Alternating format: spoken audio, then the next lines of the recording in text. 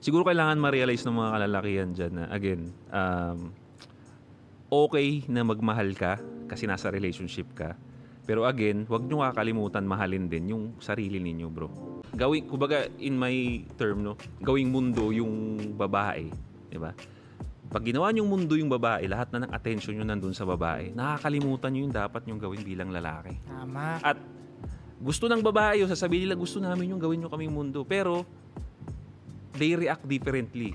Hindi nila gusto yun sa personal talaga. Sasabihin lang nila gusto nila yun in words, pero in action, iba ang reaction nila doon, pare. Correct. Mas nawawala yung respeto nila sa'yo, mawala sila ng gana sa relationship, ayun na nga, kung ano-ano nang gagawin sa'yo. Kasi alam nila na, uy, ako mundo nito, kaya akong gawin lahat dito.